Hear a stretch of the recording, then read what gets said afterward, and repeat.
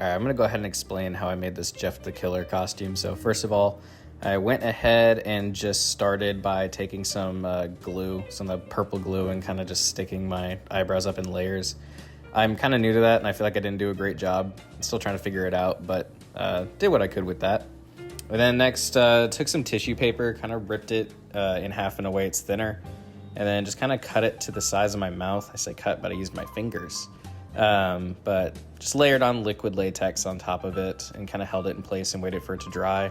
I also kind of had to go back and get more of the tissue paper and line it up so that it went upward because it was sticking to my fingers and like ripping it. So I think I did it a little bit too big. I had tried it before and it was too big, so I went smaller. But if you want the mouth cut to look like an actual cut, you might just need to go even smaller. But after that, went ahead and just put some eyeliner on as it dried and also as my eyebrows were drying. I think I did 3 layers of the Elmer's glue, but anyways, the eyeliner just kind of smeared it around. Next, whenever it felt dry, I went ahead and just put some kind of clear powder over the top of the eyebrows. And yes, I am putting scissors in my mouth. Don't do that. I don't know why I did, just kind of did. I can blame a video I saw where someone used scissors in the same way, but they actually did a horrible job. So I grabbed out like this little teeth cleaning pick, those disposable ones, and that worked really, really well.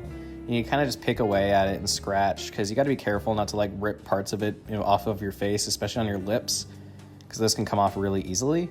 So you just kind of screw around with it, make sure that the tops and bottoms of the latex hang. They shouldn't stick to your face, so you should be kind of pulling those to where they sag. And then just going through and kind of cutting it up and making it look...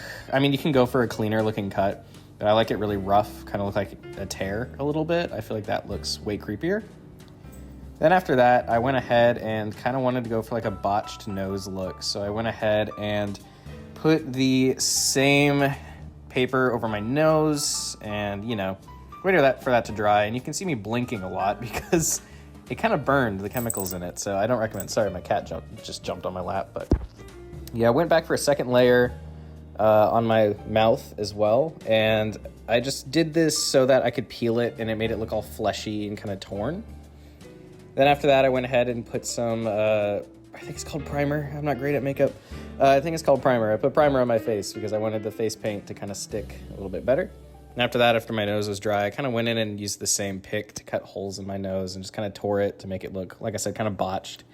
I wanted it to be a little saggy, but yeah, I mean, it looked good so far. But after everything kind of felt right, and I went back on a second layer and tore that up, went ahead and just put more of that powder on my nose. I think the latex has a specific setting powder that comes with it. But anyways, went in with the face paint after everything was feeling right.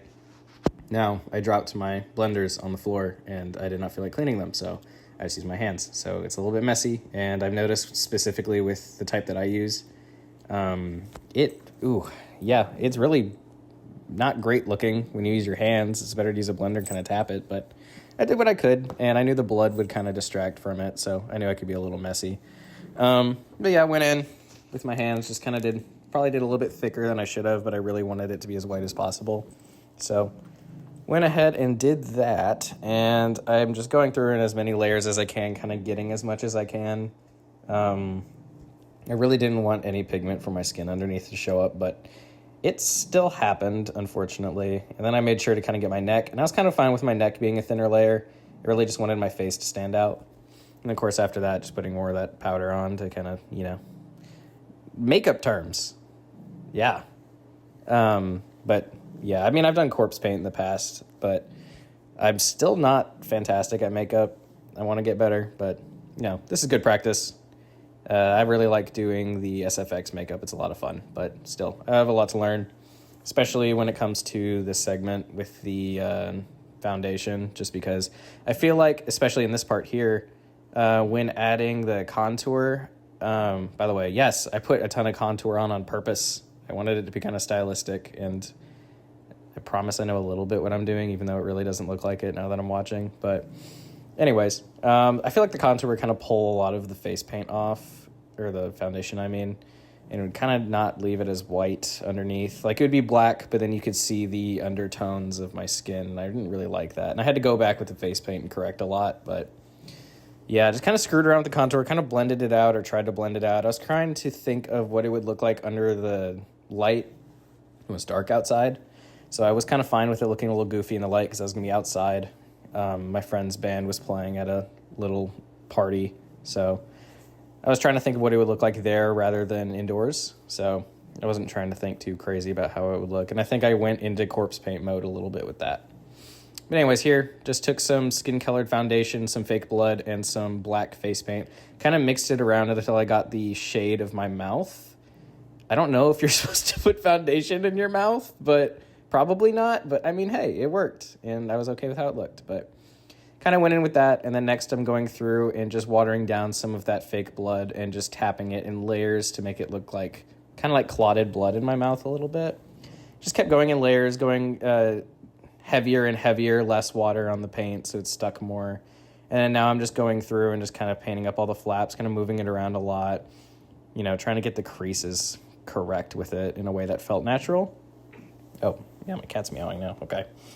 But yeah, I went and got my ears here. Just kind of doing as much as I can before here, where I actually stepped in the bathtub and, watered down some paint and flicked it at my face. And then now I'm actually not watering down the blood at all, just the straight sticky fake blood, and putting it all over my face. But yeah, that's how it ended up looking. And I mean, I feel like I'm pretty happy with it. I feel like it turned out pretty cool.